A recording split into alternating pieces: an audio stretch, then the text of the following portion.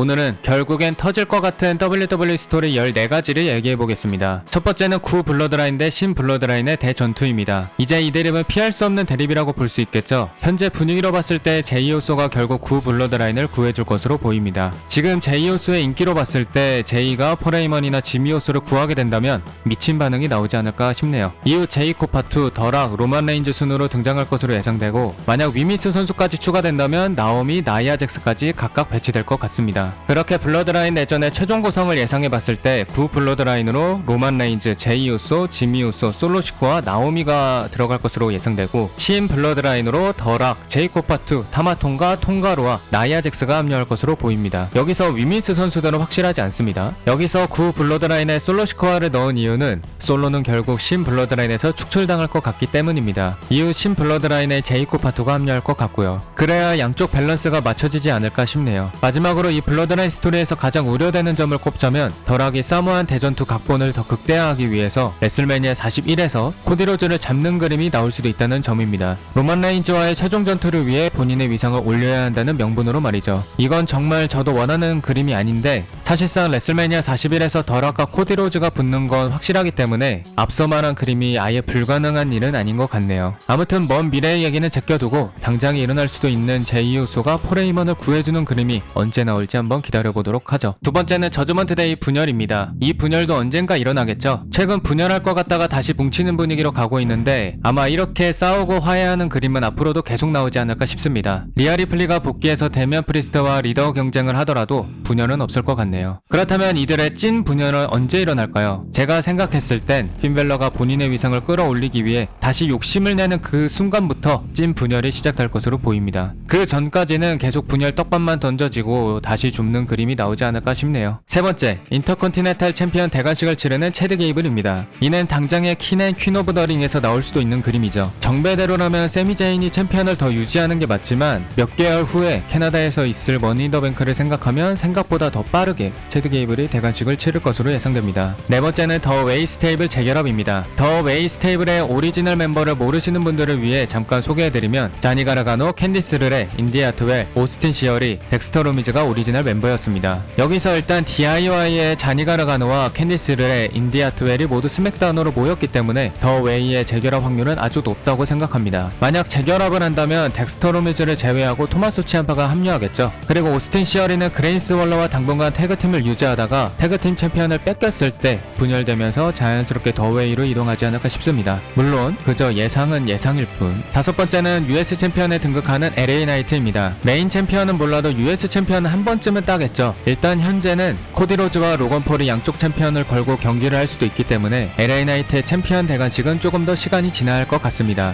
개인적으로 최대한 빨리 그의 대관식을 보고 싶네요. 반응이 좋을 것 같은데. 여섯 번째는 위미스 월드 챔피언 리브 모건 앞에 나타난 리아 리플리입니다. 우선 리브 모건은 리아 리플리가 복귀하기 전에 위미스 월드 챔피언이 될 것 같습니다. 하지만 그리 오래 지키지는 못할 것 같네요. 약간 리브 모건의 운명은 드루 맥킨타이어와 비슷할 것 같은 느낌? 진정한 1인자가 되지 못하는 리브 모건의 모습은 앞으로도 계속 보게 될 것 같습니다. 일곱 번째는 월드 챔피언에 등극하는 제이 우소입니다. 최근 인기로 봤을 때 경기력과 별개로 언제 챔피언이 돼도 이상하지 않은 선수죠. 하지만 생각보다 대관식이 지연되지 않을까 싶습니다. 그 이유는 최근 포레이먼인 제이 우소에게 구해달라는 눈빛을 보냈기 때문에 제이 우소가 블러드라인 스토리에 다시 합류하는 건 시간 문제라고 볼 수 있고, 그리고 현재 월챔을 기다리는 선수들이 너무 많아서 제이 우소의 메인챔 대관식은 나중에 이루어지지 않을까 싶습니다. 지금의 인기가 그리 빨리 식을 것 같지는 않아요. 만약 제이 우소가 포레이먼을 구해주기 위해 등장한다면 제이의 인기는 지금의 배가 될 것 같고, 여기에 로만 레인즈와 제외까지 한다면 제이 우소는 탑페이스로 등극하지 않을까 싶습니다. 현재 저는 제이 우소가 레슬매니아 41까지 위상과 인기가 얼마나 올라가 있을지 가늠이 가지 않습니다. 인기가 그냥 미쳤어요. 여덟 번째는 비앙카 벨레어 대 제이드 카길의 레슬매니아 경기입니다. 현재 둘은 위미스 태그팀 챔피언이지만 선의의 경쟁자라고도 볼 수 있죠. 둘의 대립은 필연이라고 볼 수 있고, 추후 둘은 최대 라이벌까지 될 것으로 예상됩니다. 이 선수들의 분열이 언제 일어날지는 모르겠지만 만약 분열이 된다면 제이드 카길의 배신이 가장 유력한 것 같네요. 아홉 번째는 LWO 대 반 LWO의